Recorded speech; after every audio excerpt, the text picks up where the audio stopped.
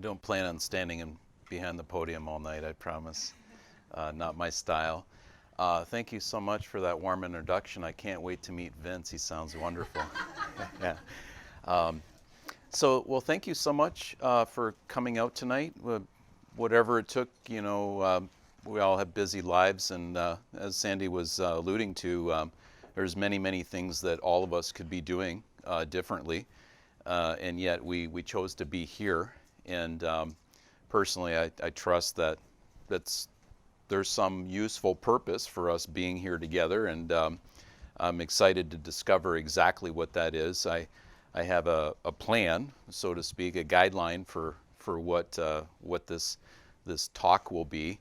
My goal is not to just stand here and deliver a lecture. Not that there's anything wrong with that. My style is, years of leading workshops. My style is much more interactive. So I'm much more interested in having you interact with each other, having you interact with me, so that at the end of the time you're like, did we go somewhere, or did the time go somewhere? In any event, to your point about the academic study of psychology and the helping sciences, it's interesting that you would bring that up, because I think about those things a lot. In fact, I was sharing with this gentleman here that I had a brand new client last night who is working with a psychiatric med as a springboard to get well and to become more functional and happier and healthier and whatnot. And as a result of that, he must see a prescribing MD, and in most cases a psychiatrist. So he is seeing a psychiatrist, and as part of that dynamic in that clinic, he has to see a therapist. And he was sharing with me yesterday when I asked him, well, what's your experience been in therapy? And he said, not very therapeutic, which I hate to tell you this, but the truth is I hear it all the time. I new clients coming in telling me similar stories, that their experience in therapy has sometimes, not all the time, not been overly helpful. What he shared with me is that the therapist that he has to see to get the medication that the psychiatrist facilitates for him, she doesn't even make eye contact with him. I was like, can you repeat that? And he did. And I said, well, that's not therapy. That's not therapeutic, because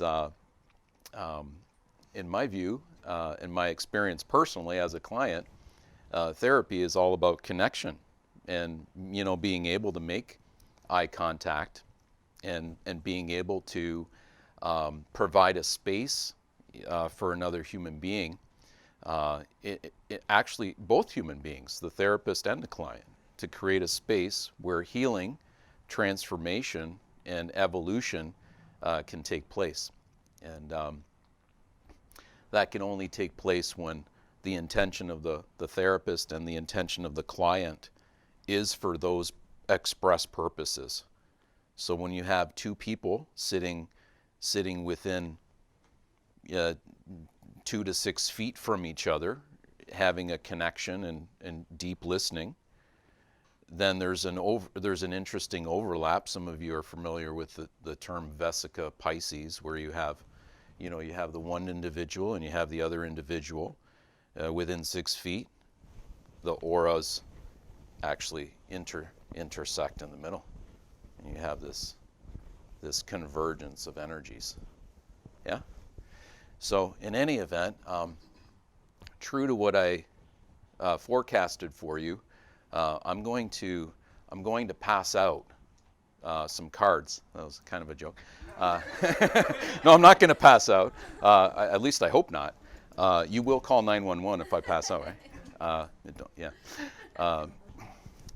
So in any event, what I'd like to do is I'd like to pass out some I mean, the closest thing to what we might think of as a tarot card, and at the same time, they're pretty mainstream. They're more actual virtues, spiritual virtues, and that's one of the things that we want to explore together is how virtues can help us to guide our actions and our attitudes, and also, how many of you have worked with tarot cards? Okay, so 5 or 6 of you, and 7, including myself. And, so what's really interesting to me is how many of you have heard of bibliomancy? I hope I'm in the right room, right? I'm going to the Theosophical Society. These people are going to be very sophisticated. They're going to have all kinds of technical knowledge about all things spiritual. Anyway,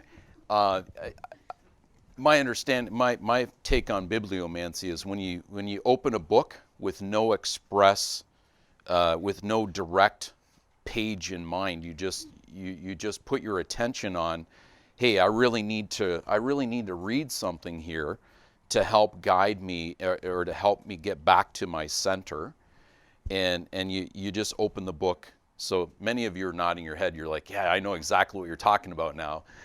So bibliomancy is, I think it's the right term. Maybe I'm not using the right term. So you pull it open and then you read, and every time, every place, 100% of the time, it's like, oh my God, I can't believe that. I can't believe it's saying this to me. It's like it's exactly what I needed to read. How many of you have had that experience? Yeah, cool. How many of you have had the experience of, I don't know, you go to a restaurant, you go out for a walk, you go to the mall, you come here, and you run into somebody, and they share something with you, and you're like, wait a minute, can you repeat that? It's like exactly what's been on your mind, exactly what you needed to hear, or maybe you don't want to hear it, but it's the thing you really need to hear, right? Anybody ever have that experience? Yeah, I certainly have. Yeah. So, would you be so kind as to help me with the time if I get? Yeah. Well, I would just figure, like after an hour point, just kind of gives me a cue that I want to share some special vibrations. Yeah, that's perfect. Yeah, cool. Yeah. All right. How many of you, I want to start moving in a slightly different direction. All things are related. Everything's everything. How many of you have watched a movie and felt deeply moved emotionally in any direction? Mm-hmm. Yeah. How many of you have read a book, maybe one that you purchased here, and it just brought you into a whole new dimension or a whole new kind of state of mind? Yeah. Okay. How many of you have been like super moved by nature? You're walking in nature and you see an animal, or you just see some moss or a mushroom or a tree where it's just like you shake your head and you're like, wow, that's like, it's majestic. Like you can get a sense of the energy of the tree. Yeah. How many of you have maybe had some lucid dreams, or some dreams where it was like truer than like, regular? Yeah. Okay. So, so now I'm talking a little bit about all things unconscious. So there's only one of us, and there's really no actual conscious mind, unconscious mind. However, for the concept, it's very useful to sort of think in those terms. So it's like there's a part of us that handles things like the dreams, the symbolism, the emotions, and then of course there's the conscious mind. So right now you're conscious, mostly, or not. But you're listening to the sound of my voice. You can see what I look like. You can see that I don't have a lot of fur on top, so in the wintertime I need to put a little warmer hat on. But you can hear my voice. You can kind of get a feel for my voice, and you're conscious. You're paying close attention. Likely, I mean, you sure look like you are. So, and I really appreciate that. Thank you. Um, so, thinking, right, right, yeah. So there's what we attend to very consciously. You know, we need to make a right. We need to make a Michigan left to get here on time, perhaps. And it's like it's rush hour traffic, and we're really conscious, or it'd be really good if we could be conscious when we do that, and we safely get over here. How many of you maybe found it slightly adventurous just to get parking and get in here? I know I did. That Michigan left, when it's really an adventure. There's 3 cars deep, and I got to get over, and I'm just like setting my intention, and I'm like, I'm gonna do this because I must, because I don't want to be going round and round the block just to get here. I know some of you have had this experience because we're here. So anyway, quick housekeeping note. I may bounce around a little bit here and there. You know, that's an artist for you. I'm an artist that really appreciates science. I think they're both very important, and I really like these books too. Somebody was saying could take many lifetimes to read all of these books in depth and apply them all. Optional, invitation only. I'm inviting you. If you want to share your contact information, I send out a newsletter usually every week. I'm committed to it being of the best value I can given the time that I have and whatnot. It's some things that I will personally write, some things that other people write that are particularly useful and compelling, and different themes, and even some kind of spiritual jokes about psychology and different things like that. But in any event, also workshops that I offer. I am also generously going to raffle off a full, I think it's at least a 4-hour experience workshop at my office in Sterling Heights. I'm over at the Center for Healing Arts and Massage, which is at 16.5 in Mound. I know some of you have been there, actually a couple of you. How many of you know about the Center for Healing Arts and Massage? Very cool. It's new. After 25 years, we're brand new today. So yeah, it's not quite. I just heard about it recently. So it's new to you then. Yeah. And we hear that all the time. It's always amazing to me how we can be in business. It's my family's business, 25 years, and we're still being discovered. So anyway, if there's anybody that hasn't filled this out, I need to be able to, if you fill it out, that's great, and I appreciate it. B, I need to be able to read it. And then C, I'm going to raffle off on November 9th. I'm holding a space for a gong ceremony with sacred cacao. Anyway, it's wonderful.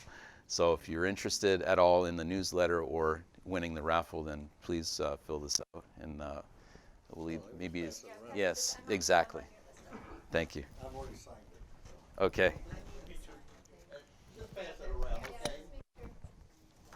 Thank you. You guys are. Very valuable gift, y'all.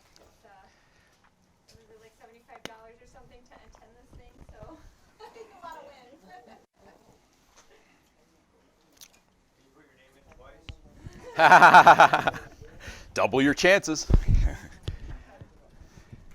Well, there'll be one winner, so you can put your name 10 times, but we're only going to pick one. So what I'd like to do now is I'm going to pass out some cards, and I'd like you to take a moment to really consider what card that arrives to you, and there's a front and a back, and these are wonderful, by the way. These are called Virtues cards. They're from the Virtues Project, and these are virtues, spiritual ways of being that we can all benefit from.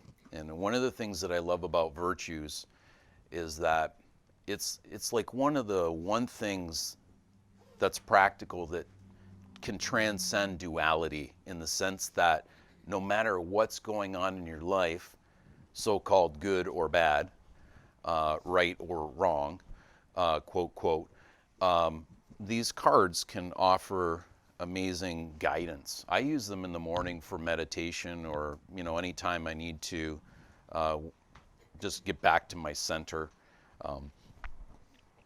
In any event, I've already shuffled them, so I'm just going to come by and you can pick one, and then I'll give you some time to read the front and the back without any hurry. It's kind of nice on a Friday night.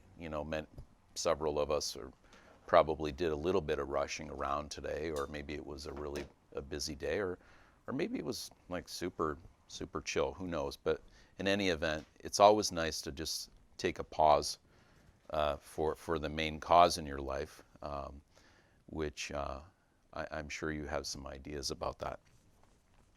So.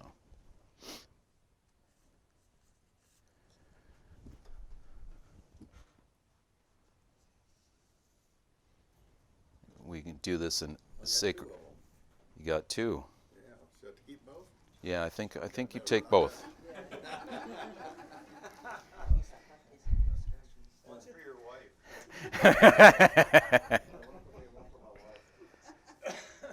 I will be asking for these back. But what I do encourage you to do, if you like, is snap a picture with your cell phone, front and back, and then deeply consider, maybe for the next 3 days or as long as you want.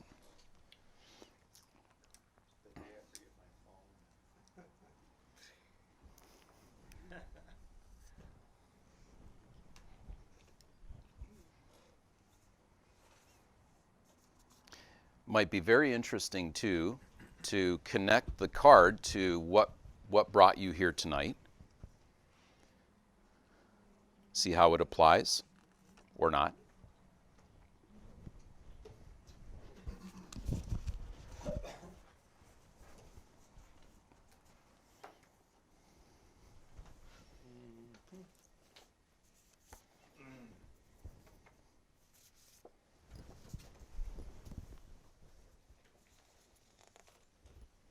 I'll swing back around.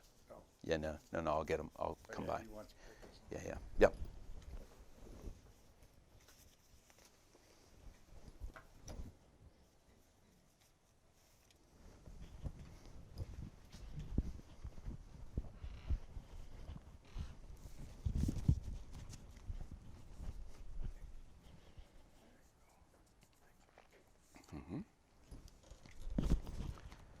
Awesome. And it already got to the back row as well. Do you know? Yeah, you guys got this in the back. The. Yeah, Raj needs it. Okay. Anybody else want to fill this out other than Raj? Okay. Oh, no, I didn't. Oh, you're all set? Yeah, I already filled it out. Okay. All right. No worries. Okay. Yeah.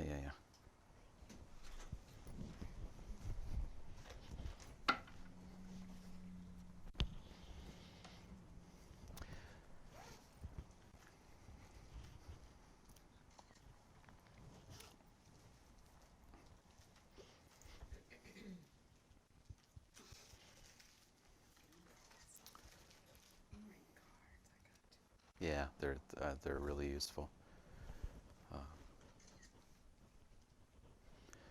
So, invitation to really deeply consider how this applies to your life currently, how it connects to your interest in being here tonight, and then also how this spiritual principle or virtue, how it might apply to your own therapy. Some of you are like, well, I'm not in therapy. Or maybe you are in therapy. That's fine. I'm not asking, nobody needs to share that if they don't want to. But newsflash, everybody's in therapy. Already, aren't we? Everybody's already in therapy, in my view. And the reason for that is, unless you well, first of all, you're sitting in the Theosophical Society, so that pretty much that like I don't need to be psychic to predict that. You're in therapy, and what I mean by that is you're in the process of allowing input of a spiritual nature, philosophical, otherwise, and you reflect on your life. All people do on some level. Some people do it much better than others, and therefore they're very good at their own therapy, whether they have a therapist or not. Does that make sense? Yeah. So if therapy is essentially the, looking within to see what's going on with you, what you're thinking, what you're feeling, what your dreams and hopes and aspirations are, and then the duality part of that, which is non-attachment and letting go of everything and just, going, where's my prop? Going with the flow. I love this stuff. Yeah, I hypnotized a lady with a can of Flow last week. It was epic. It just happened to be there, and I had the lid on it, and it was really cool. She's still talking about it yesterday. In any event, so now what I would like to invite you to do is I'd like you to pick a partner and just briefly share. Some of you are like, oh shit, I'm going to actually talk to another human being. Oh no, scary.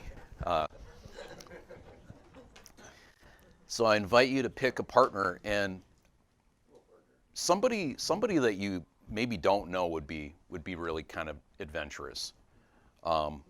Sometimes when we're in groups, and I've been in many different groups, and I can speak for myself, sometimes it's human nature to wanting to feel comfortable to sort of cling or hang out with certain buddies in groups and stuff. So, I mean, it's you're adults, so choose. My encouragement is pick somebody maybe that you haven't met before, or maybe somebody that you don't even like would be even better, and see what you can learn. See what you can learn about yourself by letting go of all of that and just being present. And so the way it's going to work is there'll be a person A and a person B. You'll choose that. It's pretty straightforward. And person A is just going to, and if you're person B, you're only listening, no talking at all, no advising, no suggestions, no, hey, there's a book over there you should read, or just listening. And may I use your, yeah. So we're just going to do that quite quickly. And the person A that's going to be sharing, person B is going to be listening. You share whatever you like related to that card, doesn't matter. You choose. And then I'll invite the small gong. It is actually a type of gong. We call it a bowl. But I'll invite the bowl to let you know when it's time to change. Okay? You can change in any way you like. I encourage you to change positively as you flip it, and then whoever was sharing is now going to obviously be the listener. So, in any event, go ahead and pick a partner now. And person A, you can go ahead and start sharing, and person B will just listen. And if we can add another layer to it, how about listen with the essence of the card that you have? Could be kind of interesting, right? So like if you picked a card, some of you picked two, you devils. So good for you if you pick two. It's and maybe you speak about one or whatever. So when you're listening, maybe if you pick the card of compassion, see if you can shine and expand your sense of compassion, and allow this to be quite an experience. So please go ahead and pick your partner, and go ahead and person A share, and in about 2 minutes, I'm going to, I'll chime, and then we'll switch.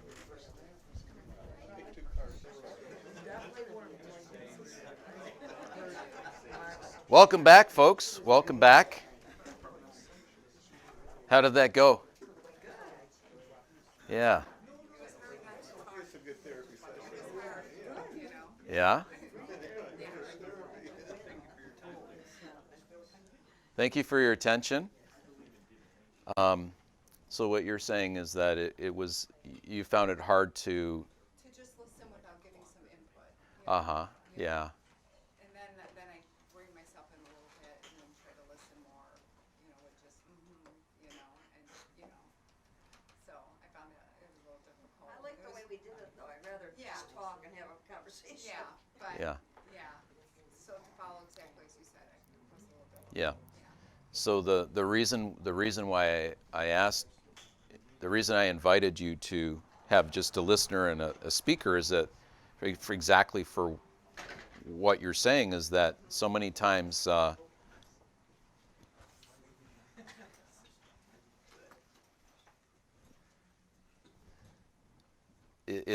respect is it's a spiritual virtue, yeah, and a respect, listening to another human being and just being present with them, to me, is one of the highest forms of love and one of the highest forms of respect. And where there's respect, there can be love.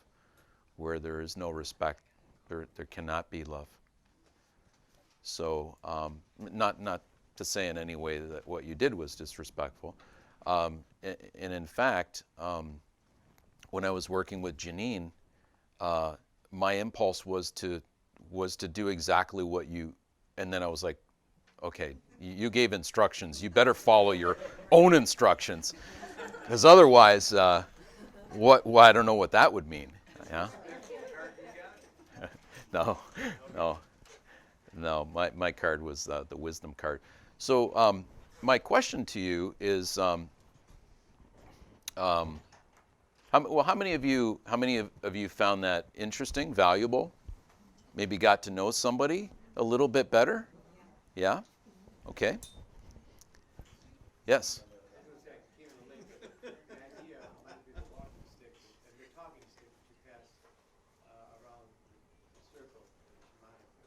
Yeah.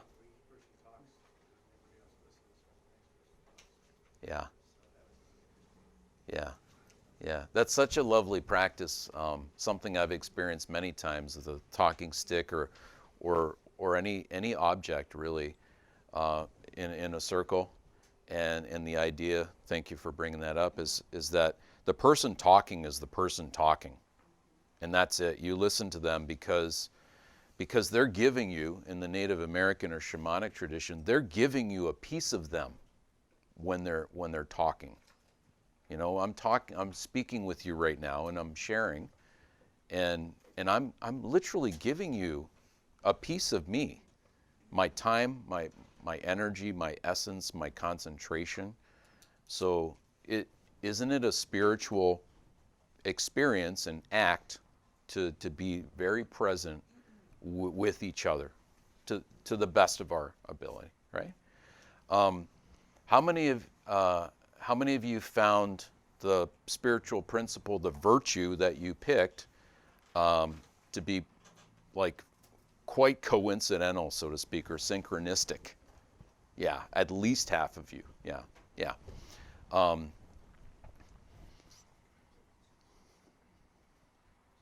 Let's move into the integration of spirituality in therapy. We talked earlier about how we're all in therapy with ourselves, self-improvement, reflection, really going in deep, and finding out who we really are. Who are you really? Who are you really? That is a question. Yeah. So, and even in psychology,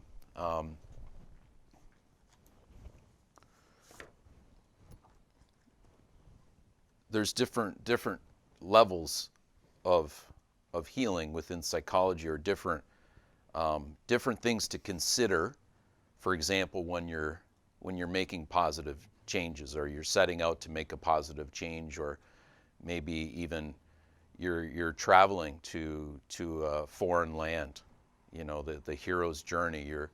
You're looking to experience something different. You're looking to expand your mind.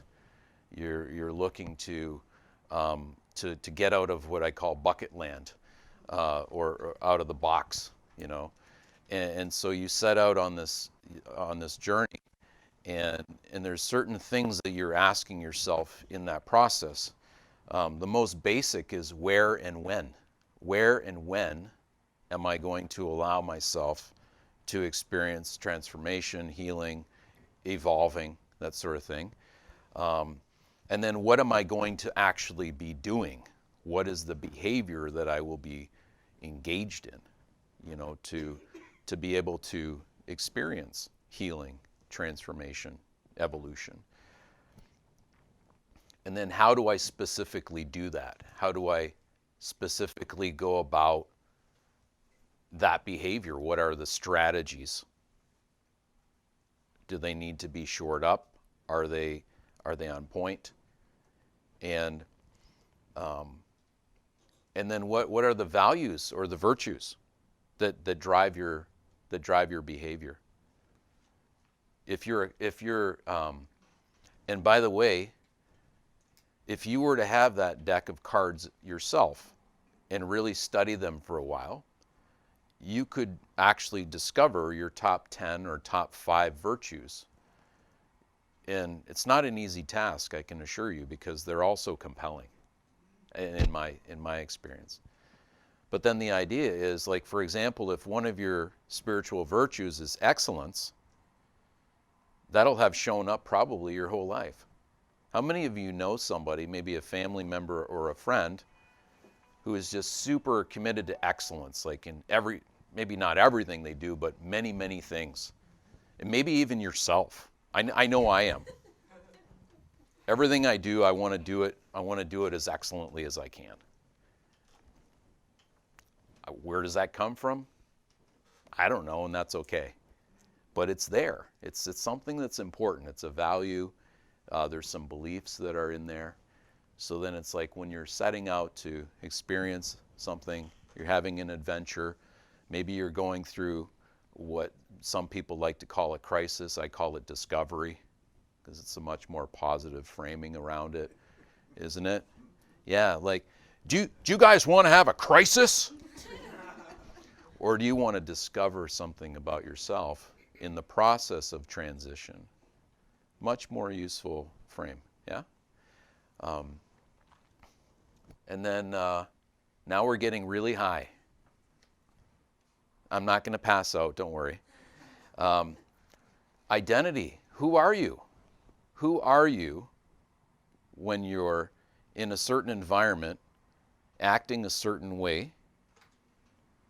I was in Peru 3 years ago, and the shaman that I was working with at the time, he said, right after a very powerful, profound experience, ceremony, he said, if you want to know who you are, look at your behavior. Phew. I was like, man, that is so simple. I never quite considered it that specifically. But he's right, isn't he? If you want to know who you are, I don't mean in the grandest scheme of things, but I mean on the, feet on the ground, day to day, 3-dimensional. If you want to know who you are, look at your behavior. It's going to tell you a lot about the other things, what you believe, what your values are, what your virtues are, that sort of thing. So who am I is the fundamental, existential, spiritual, the highest question, right? But what if there's one a little bit higher than that? Because there is. Because and I was speaking with you a little bit about this, Janine, is that I was sharing how I'll be 50 in January, and it's like in the last couple years, it's like everything has taken on a very different. I've taken on a different paradigm. Things that I used to care about, things I used to believe, things that I thought mattered. None of it really matters. At the end of the day, there are certain virtues that it's all about expressing those more often. And at some point in our lives, it doesn't matter what age we are, some children exhibit it. Some 7 or 10-year-olds exhibit altruism. They're like, "Mom, I want to help the homeless. I want to raise money for the ocean."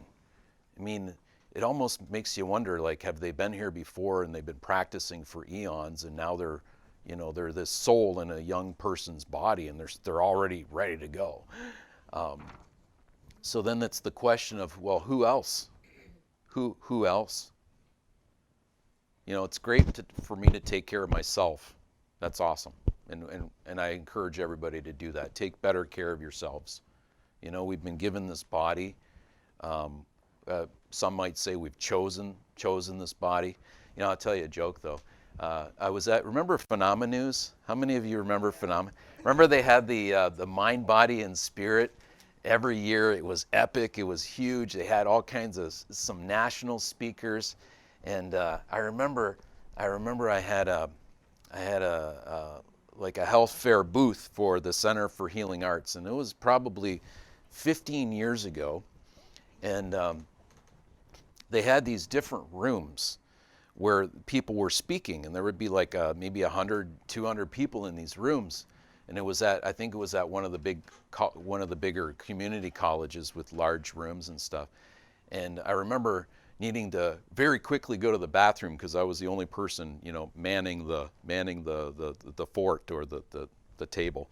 And so I ran over, and then this guy was speaking, and I couldn't help myself. I'm like, I got to listen to what he's saying. So I got closer to the door. I was listening, and I heard, and I'll never ever forget this. He goes, and he had an English accent. He goes, "Well, and if you're going to come back," he goes, "for God's sakes, choose a sexy body." Hey, that's the best joke I got tonight. So thank you to all 4 of you that laughed. No, seriously, it was hilarious. I was like, what did I just hear? And that's what he said. That's funny. That's really funny. Here's a guy. He's supposed to be very serious because it's very spiritual. And he cracked that joke. It was funny. Anyway, yeah. So who am I? And then beyond who am I, who can I help? Who can I be of service to? And sometimes it can be as simple as holding the door for an elderly person, or a young person, or it doesn't really matter. It's just like we're all souls. We're on planet Earth. And we're literally floating around on a speck of dust, and everything that we think is like so important and so dramatic, and here we are, energy in a body, floating around on literally a speck of dust in the universe. I was with a friend a couple weekends ago, and we were looking at the moon. We were out in the country, and we were looking up at the majestic full moon, and it was very trancy. We were super fixed visually on the moon, and it's like we couldn't take our eyes off of it, and there was like this beautiful, like an aura around it or whatever, it's like blue, green, red kind of thing. But anyway, we were talking, and he goes, "Consider this, there's the moon has the capability of containing 100,000 planet Earths." And I'm like, yeah, so we're floating around on a speck of dust in a very, very big universe. And spiritual principles can help us find our home inside of ourselves, and it really stays centered, and sometimes some very chaotic and crazy stuff happening.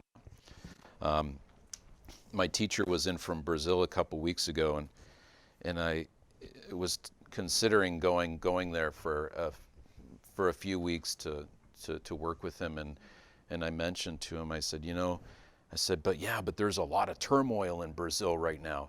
He goes, "Vince, there's a lot of turmoil everywhere." I'm like, yeah, hello, yeah, Isn't it true? It's like things are getting worse and they're getting better simultaneously. It's very interesting. And yet at the same time, anybody familiar with Goldfish Tea in Royal Oak? Yeah, I was there 2 years ago, and I was sitting there, and I had this sort of a spiritual experience, a mini awakening, and I was sitting there, and maybe you might think of it as the acute study of the obvious, but I'm sitting there, and I'm looking at everybody, and I'm like, you know what? There are people in this room right now that are super happy for no reason at all, and there are some people that are miserable, and I'm like, what's the difference? We're all sitting in the same place in Goldfish Tea, and the tea is wonderful, and it's a nice environment, and it's spacious, and there's leg room and stuff. And then it dawned on me, or I was reminded, that it's like on some level, we're creating our own, to a large extent, creating our own experience. And how do we do that? We do that by where we place our attention. You know, the greatest power that we have is where we put our attention, and what we choose with where we, put our attention. And so I was, thinking about how every one of those people in that room that day were at choice with where they put their attention. And so many times in, people coming to therapy, some people are coming just because they're like, they already know they already know that they're already in therapy, and they just want to enhance and optimize what it is that they do. And that's like, those are really, really interesting and wonderful people to work with, because they're just so open. And then there's many people that come into therapy because they have they have some not so useful habits around how they manage their attention and what they put their attention on. I think one of the worst things to put our attention on is the millions of thoughts that keep running through our head all day.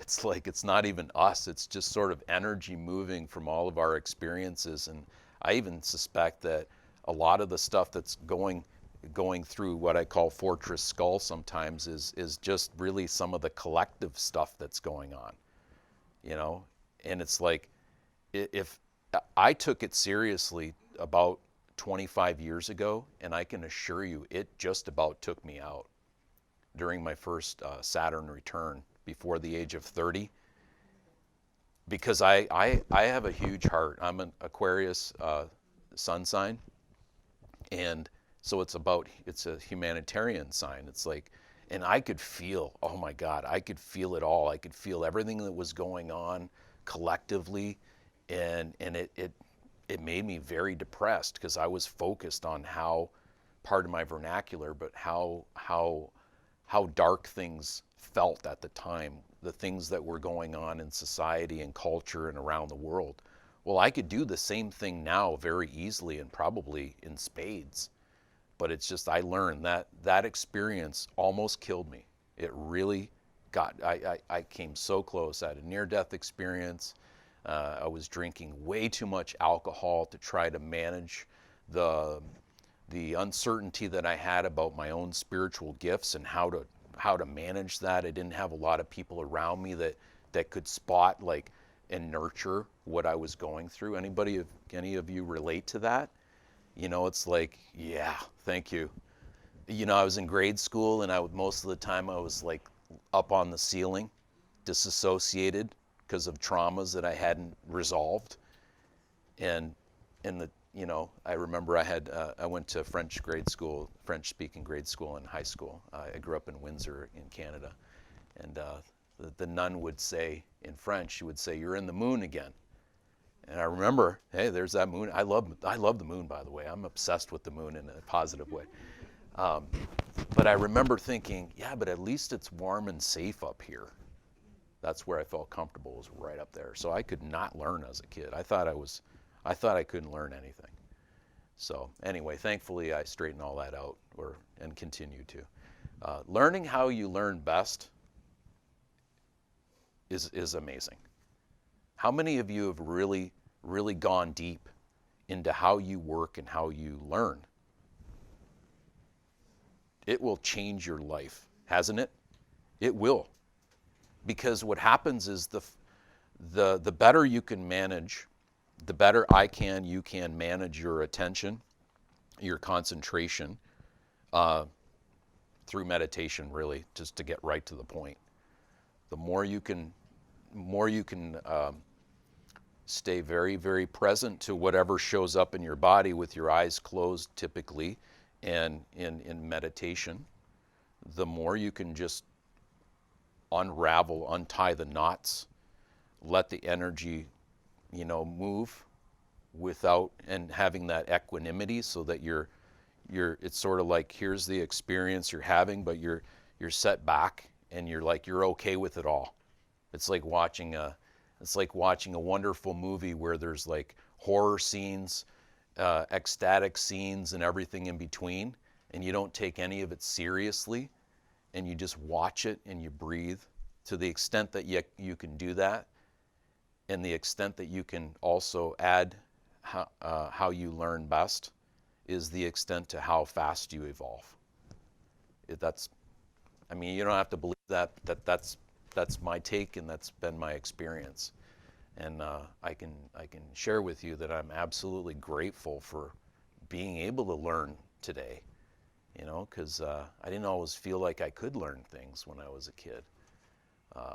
When you have emotional things going on, it takes up so much energy that could be used towards polishing and shining your spiritual gifts. In any event, just real quickly, the card that you picked, I'd really like to hear from you in terms of how you see those virtues connected to enhancing your own therapy, with or without a therapist. I think a therapist is just a guide, somebody that can hold the space for you, somebody that's absolutely not afraid of intense emotions, whether they be pleasant or not, and somebody that can help you stay focused on going inside and finding out that everything you will ever need in life is inside of you. End of discussion. Yeah. I really appreciated that before we started you said, and try to listen with the virtue as if you're this virtue. Mm-hmm. So when I sat with Daniel, I was like, oh my God, I'm hope. I feel like, and I suddenly felt like, I'm so angelic. And Well, you are. But I just felt this like real embodiment, and I said, wow, so if I could, you don't try to intentionally say, I'm going to be this virtue. You feel more like, I'm going to act from this virtue. So to be that virtue shifted entirely my experience of just sitting and listening and having a specific feeling inside of me, which by all means, these are our wonderful highest ways of being that we could embody. So it was lovely. I appreciated that. Good. I'm glad you did enjoy that and appreciate it. I have hope, which is ironic. Thanks for a good story I learned recently, because I've had arguments with Randy about how I totally disagree with people just trying to be all hopeful all day. And the reason is, which has helped, this card put it together for me. Because I felt like people just bank on having hope and not trying. They don't even put any effort. They just want things to come to them just because they're hopeful about it. But it's the last sentence, which the Dalai Lama, which Blavatsky has mentioned, and I've quoted it in this room before, both of them. At the end it says, with hope we find the confidence to try and try again. And so it merged these two ideas for me, effort and hope. And I said, okay. Yeah. There's another side to hope. Absolutely. Yeah. Absolutely. Randy. Well, because we already went through the fact that Sandy and I have followed, it just so happens that my card was Ah, In the past 2 months, and even more specifically in the past 2 weeks, I've kind of done an overhaul of what things I'm committing and what directions I'm really settling on for like my life. And it's alarming how important this is for the intersection that I've recently been going through, where there's been this firm commitment to my relationship. There's been this firm commitment to my career path. There's this firm commitment to taking care of myself and loving myself. There's this firm commitment to my relationship with this building and this organization. And all of that is concretized in very recently. And, I was having embodied experiences of it yesterday to a alarming degree. So when I drew this card, it was, let's just say good. yeah, yeah, very good. Yeah, nothing happens without commitment, does it? No. You know. So I got a question for you, and then I want to piggyback off that briefly.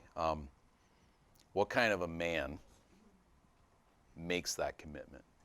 Don't answer, but really consider it deeply. What kind of a man knows how to make a commitment and see it all the way through the other side, where things are optimized, enhanced, and whatever ideas you have around that? I often get clients that come in expecting me as the therapist to have like a magic wand of sorts. And it's like, I always, practically speaking, and this is really for all of us, so forget about therapy for a second.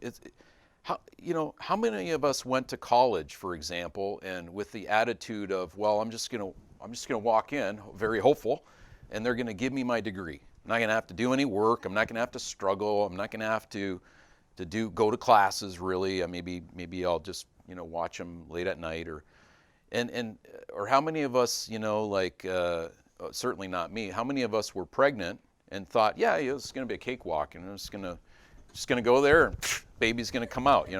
It just doesn't work that way. It's like, it takes a commitment. Anything worth having, doing, or being is going to take an enormous commitment. But then once the commitment is done, doesn't it get a lot easier when we got ourselves out of the way? Yeah.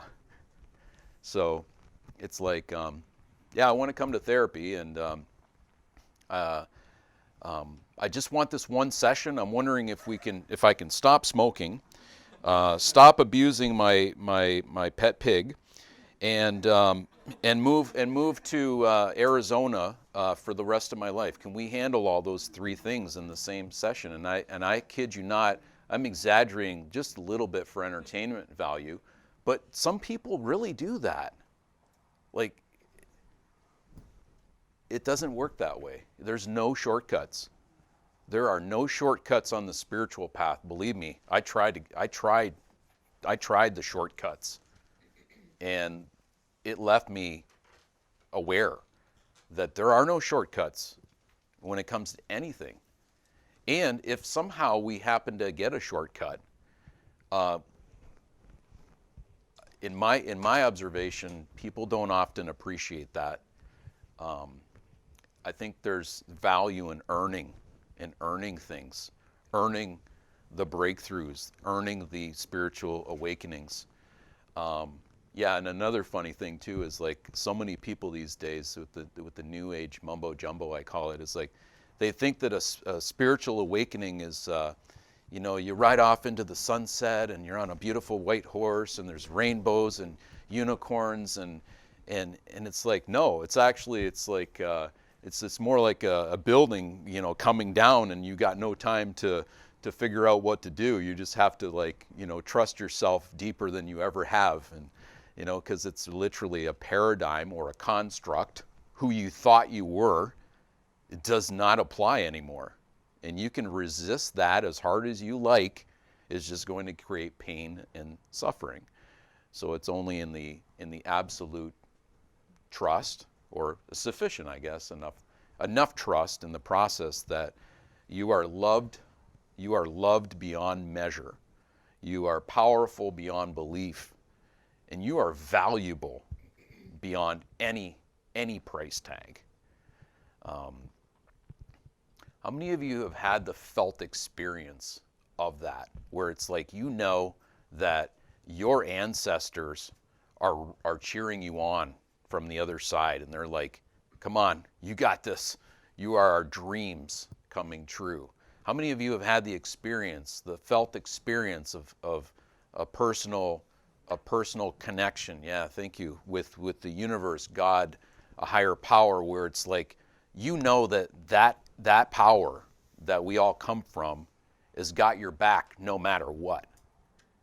It goes way beyond parents and culture and anything that you've ever thought about yourself, because you are much, much, much more than you think, and way beyond that. It's about time, isn't it? It's very important to be on time. So, well, thankfully, we do have until 9, so that really takes a lot of the pressure off. Thank you. So, in any event, so we talked a little bit about spirituality and therapy. Talked a little bit about the client and what their expectations are and that sort of thing. I'd be really grateful. I am very grateful to hear about your perception about who is an ideal client for therapy. Yeah, and with a larger frame of what we established, that everyone here is already in therapy. You know, whether you're actively working with somebody that's helping to guide, support, encourage the process. So, who here would like to share briefly, and maybe even tie it to a virtue? Would be really kind of interesting. Yeah, please. Hi, yes. My older sister is a very spiritual person. Okay. Just a little background. She was in the convent for like 6.5 years, and then she decided to leave. We got 3 aunts that were nuns, and right now going through somewhat of a crisis. And she's always into prayer groups and things like that. And she had fractured her hip, and now she's done everything on her own, and now she has to depend on other persons. Well, the spirituality and prayer and the power of the prayer, yet she doesn't listen to her family, and she doesn't listen to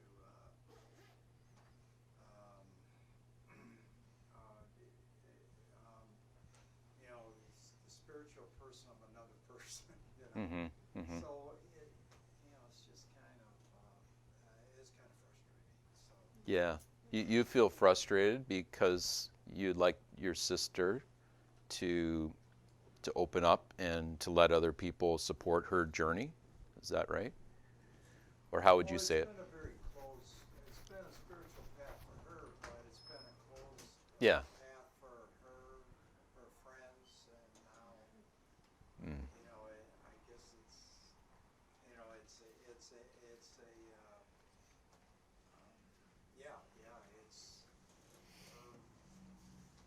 faith is endless, but it's not connected to people. Yeah. That's I would call that tragic, actually. Oh, absolutely. Yeah. Well, I mean, how many of you are great givers? You're generous, you give to people, maybe you cook for people, you like to give, right? Most people do. I know I do. How many of you are great receivers?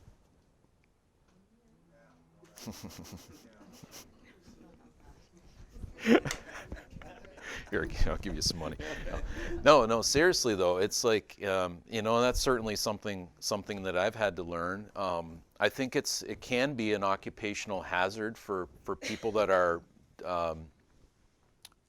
deeply committed to, like a spiritual path, or in her case, a religious path, or even people in the helping professions, or perhaps just people in general. It's, it's like on some level, the educational system has not done the greatest job in teaching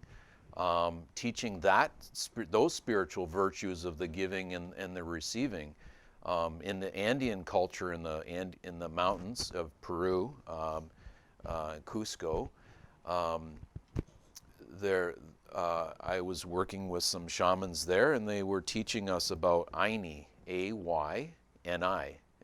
It's a spiritual virtue of reciprocity, and that principle is really about being in fair exchange with anybody that you encounter, and that can be a tough lesson for many of us, including myself.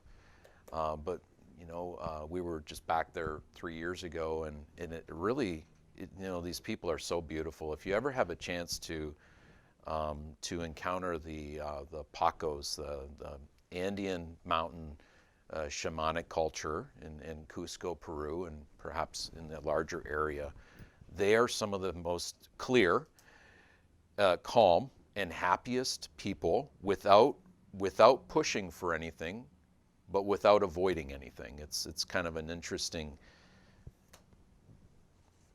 intersection of the pendulum swing. It's like they're right there.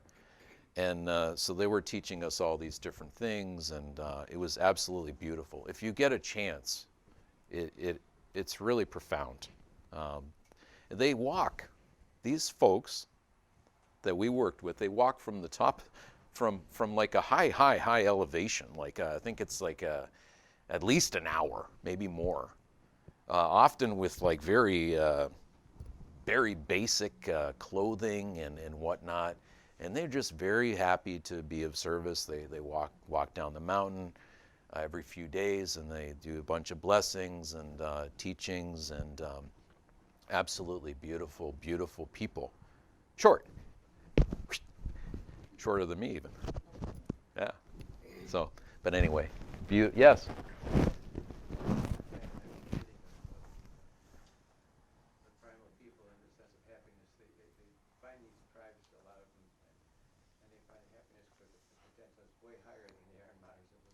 Mm-hmm. But it makes sense psychologically, because I studied evolutionary psychology. Yeah, cool. You have to look at the human habitat, which is living in these hunter-gatherer tribes where everyone cares and shares about each other because they're surviving as a group. Yeah. Basically, they say we're herd animals, but we've forgotten that we're herd animals. Right. And basically, a herd is a big extended family anyway. So we're just, all of us, everybody knows each other, like they love each other. Yeah. And so that dynamic is present throughout. And yeah, I'm not gonna lost my train of thought. But yeah, so what is it? We were talking about reciprocity. Yeah, reciprocity. Yeah. And that's right. The reciprocity is something that they focus on extremely to a great degree. And I was going to stress the idea that the human habitat lasted 200,000 years. If you talk about prehistory, Yeah. we lived in that experience, and that's encoded in our genes to this day. The last 10,000 years is the beginning of agriculture. It's such a small blip that Yeah. we've gotten used to that. But that's when we left the natural habitat and we started creating our own environment. And it's kind of hazardous to forget the natural and the original ways, because when life gets so complex, it's almost like some of them have said that we've kind of built a zoo for ourselves. Yeah. Right. And we've left our natural habitat. Yeah. And that's part of the reason why the zoo is not really well designed for the human primate. It's getting too complicated. Formalities are not necessarily healthy, which is what psychology says it's supposed to be true. But I focus this evolutionary talk is focused on natural. Well, what's natural for a species? Well, that's what you're talking about. Is the beauty of that original experience. Mm-hmm. So yeah, I constantly try to think naturally instead of normally. And then the other big thing I want to comment is I started reading about the Bushmen of Kalahari. Mm. Community healing is the name of it. And they don't focus so much on going off in the mountain by yourself and meditating and being inside yourself. They kind of have an otherness trance. They're all dancing to the music, and they're building up energy. Mm. And this they get the spirit of joy of just being with the community and making noise, ah, and they're not allowed to use any words or anything. It's deliberately, you can't think. They don't want you Yeah. to think when you get in that trance. And they embrace each other and they keep building towards Kia, which is the ecstatic state. Nice. And then when they reach that, though, unlike nirvana, where you say, well, I've done it now, I've reached nirvana. No. What they say, that's only, we wouldn't do that for ourselves. This is for healing. So then they lay their hands on the people who are sick and they send the joy into Ah. them and heal them that way. Mm. So there's where this healing makes our hearts happy. And I kept taking that as a whole different idea approach, not through getting inside yourself, but going outside yourself. And then it really hit me later when I studied the pygmies, and when I was reading about the soul, it was totally turned my whole, you talk about a crisis in spirituality, turned me inside out, because like everyone I know, get inside yourself. Remember you said that even beyond that as to what you are is how you react with others and how you give yourself away to that. Well, so they think, to be in line with that, is that your soul is a sphere that surrounds you. They call it the endu, which also means womb. So you're in the womb of the mother, and then as you're born, that spiritual womb continues through your whole life. So you're always surrounded by this endu. And then the idea is in the dance to expand your sphere into the spheres of others, so they interlock. Yeah. And they build into almost a holistic Yeah. sphere. Yeah. And then they use that power. So they're and then I was at last, I'll say what you were, but all of a sudden I started thinking of the neurons, that you can, what they call it? No, the mirror neurons. Yeah. So you feel good when someone smiles at you and says, you've done something wonderful for me. And that elates you, or if you feel guilt, if you felt, oh, I didn't let this person out, I have to do something. Well, guilt is good in a way because you feel these things. And so who you are, from their perspective, is how your expanded soul links up with others, and they find out who they are, just like they do with the marionette, telling you, this is who you are, you're a good person now. Everyone's smiling at you, you're feeling really good, you've done something wonderful. I know who I am now, how I act towards others, but it's like they actually see it as an expanding sphere rather than something internal. So they're not so internal as they are external. Yeah. In their things. Everything is group.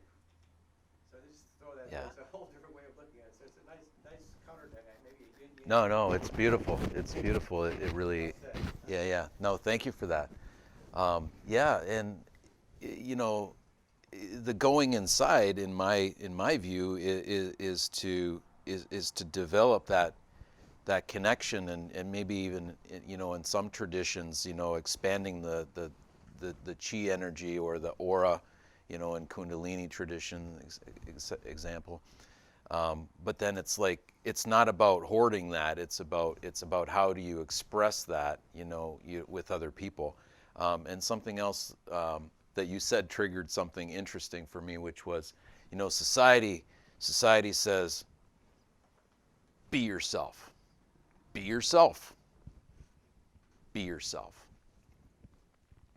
But then when you're being yourself, it says, but not like that. Right? So be yourself, but follow our doctrine and our programming, and fill in the blanks. But anyway, isn't it wonderful that regardless of what's happening, as long as we're breathing and we have our basic needs met, that we're still at choice. We still have the power to make choices. We still have the power to develop our attention and our concentration on the things that matter the most, so that as we're navigating the waters of our existence, of life, that we can change, we can release things, we can let go, we can be more open, have a more open heart, and be kinder and more compassionate towards ourselves in the process and other people. Because at the end of the day, I mean, my vision is that nobody's free until we're all free, ultimately. It's fantastic when you're feeling freedom, for yourself, and that's great. And I encourage everyone to go there, now or later on, or whatever. But at the same time, it's like ultimately, and maybe this is just how I think, I doubt it. Ultimately, it's like, how about all of us being free? I mean, that's my vision. That's a big vision, and I am committed to that. In fact, I was doing some breath work 2 weekends ago, and I totally forgot for a while that when I was maybe 20 years back, I was studying with a yogi from India, and I took the vow. I took the Bodhisattvic vow, where it's like, I am going to do whatever it takes so that I can be a force for good in the world, so that I can be part of the solution, in, so that all beings may be free. And I'm still committed to that. That's the one thing that I've committed to, no matter what hell I've gone through at times in my life, I'm sure maybe many of us or all of us have. It's like, that's the one thing that I am absolutely committed to. Because it's the only thing to me that makes sense, that matters. Like, I was the kid growing up wondering, like, why can't we all get along? I mean, this could be Shangri-La, and it is in many ways. I mean, there's so many places in the world that are just naturally beautiful, and quite frankly, just look around. It's already all around us. Sometimes I do some things around abundance, and it's like, newsflash, you're already abundant. You're reading my mind right now. So can I Mildly interrupt psychic. really quick? Going back to reciprocity and abundance, I spent some time in Peru as well, so I'm familiar with some of the traditions that you're speaking of, and I'm just speaking to people of the Shipibo tribe. Mm-hmm. They, in other tribes all around the world that are indigenous, everybody has their place in a community. And like you were saying, honing and polishing those spiritual gifts from the time that they're young Yes. into adulthood, that's so important and valuable, to really, for everybody to have their place in community and have purpose. And another teaching that is important, is just knowing that, well, it's not even a teaching. They grow up feeling abundance. Mm-hmm. They're endowed with abundance. They know that they have everything they need from source. And I was just thinking about that right before you said that, and I forget where I was going. And right now we live in a society where there's artificial value. It's an artificial value system. Everything's tied to money, and it's hard to have that real heart-to-heart exchange. I'm going to exchange my spiritual gift for your spiritual gift. That's kind of, I think, what creates the disconnect, because sometimes we do feel cheated. Like, oh my gosh, I just paid this therapist $300 for this session that I didn't get really much out of. It's hard to really establish true value with money. And I don't know, I forget where I was going with that, but reciprocity is a big one. And if we can kind of go, I wish we could just go back to a bartering system, Burning Man 2020. So. Yeah, I think there's something to learn from every perspective. There's some truth in every perspective. Thank you. Yeah. Back there. Yes, Wednesday, I showed a film here by ARE Yeah. organization, and the guy was saying that, in the Bible, that where Jesus says, if one of the sheep leaves, you leave the 99 and go after the one. And he said, if you tell that to shepherds, they wouldn't buy it.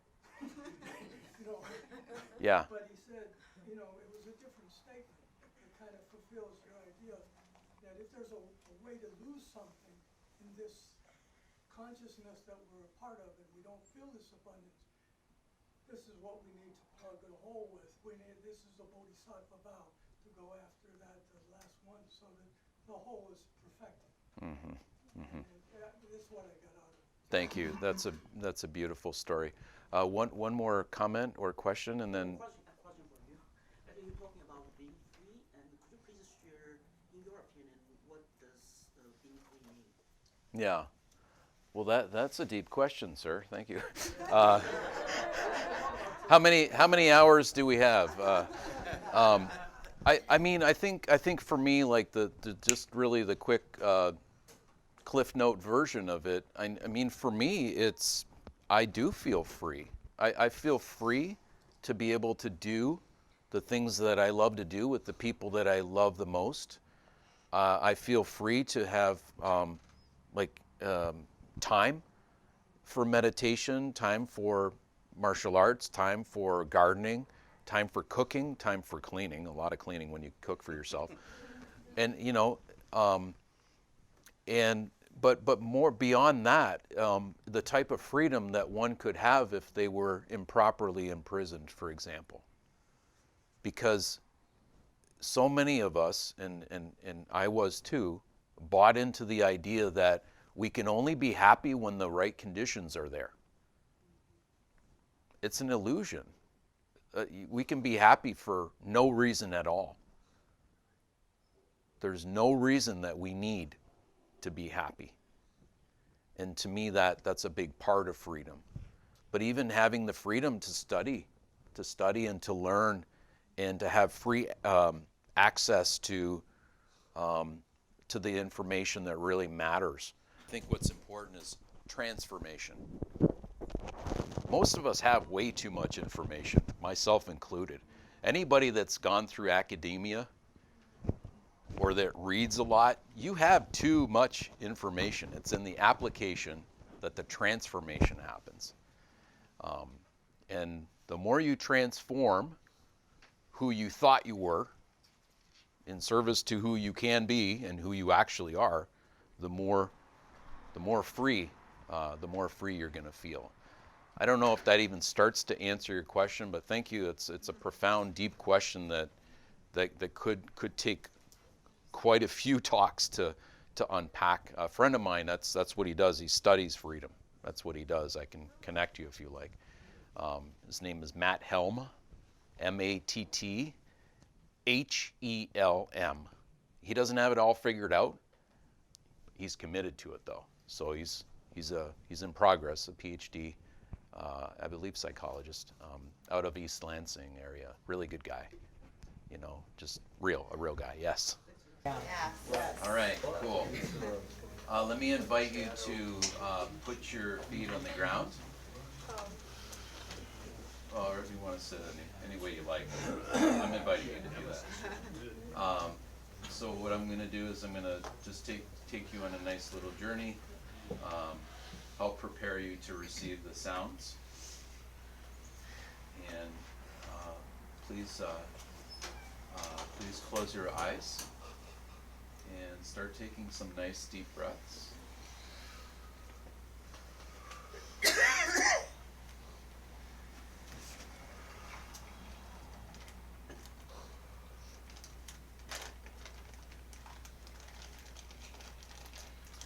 And start to bring your attention to your eyes.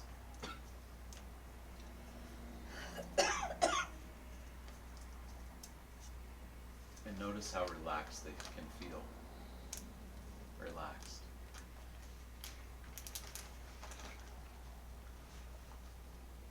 And even the small movements in your eyes. It just means that you're relaxing even more. As you're preparing yourself for deep rest, relaxation.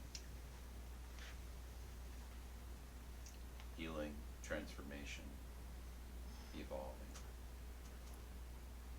Or perhaps it's something altogether different that is meaningful to you. Just notice those eyes and how relaxed they can feel. You let go of any tension in your body. Allow that relaxation to move down your face, loosening your facial muscles, loosening your tongue, relaxing your mouth. Allowing that relaxation to travel now down your neck, both sides of your neck, the front, the back, all the way down into your shoulders. Thinking of a time that maybe you had a massage or your shoulders just felt totally relaxed. The opposite of tension in your shoulders. Consider the opposite of tension in your shoulders so that you can relax.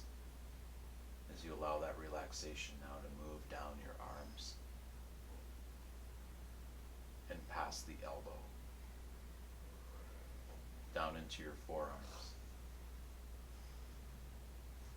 That's it. Into your wrists.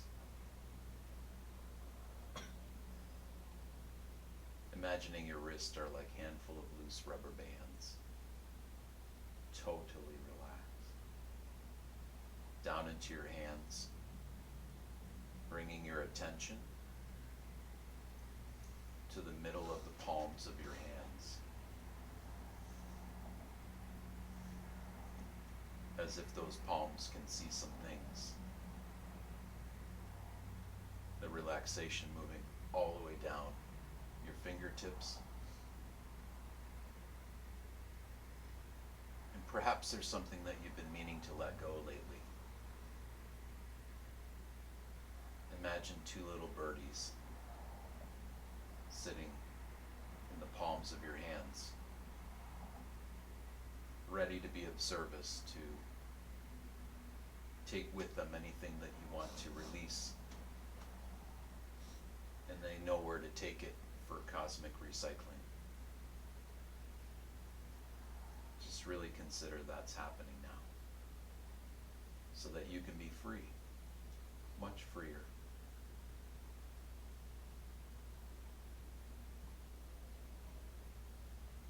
Nothing unpleasant is worth holding on to for too long.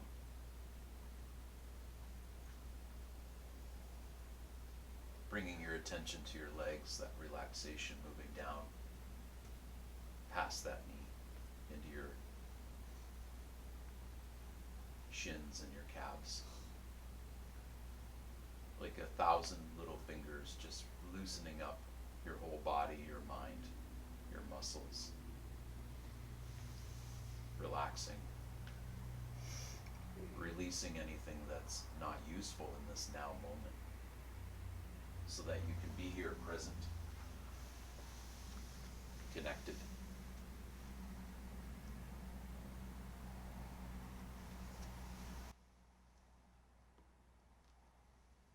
Just let the sound move through you as if there's no one there.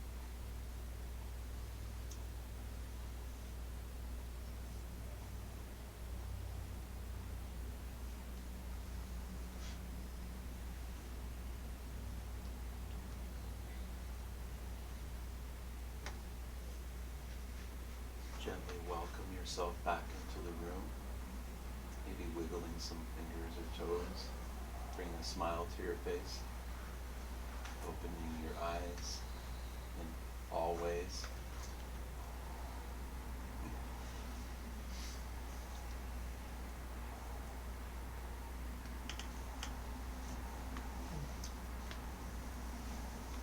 Good morning.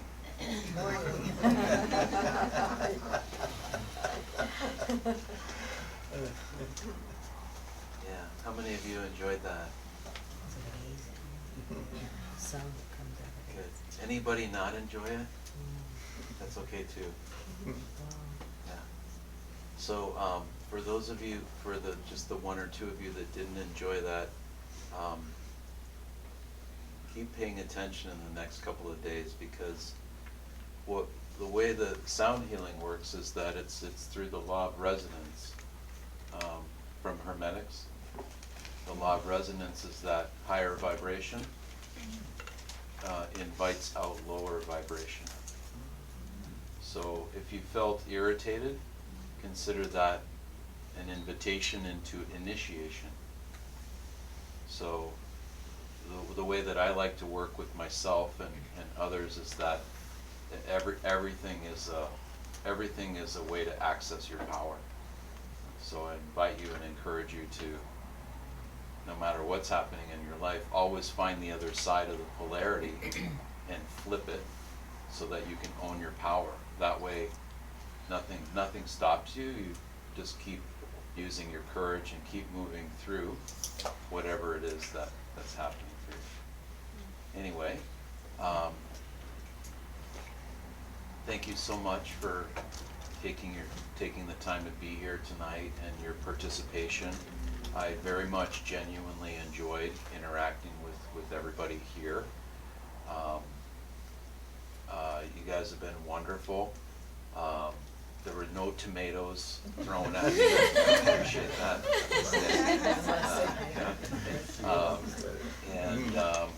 I hope to see you again sometime in some other context. If I never see you again, I do love you and I wish you all the best in your life.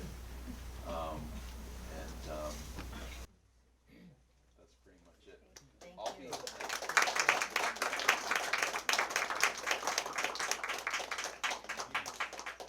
I'll be the last one here. Sandy's like, no, you won't. I will. I'm not. I'll be hanging around. So if you have questions, I'm more than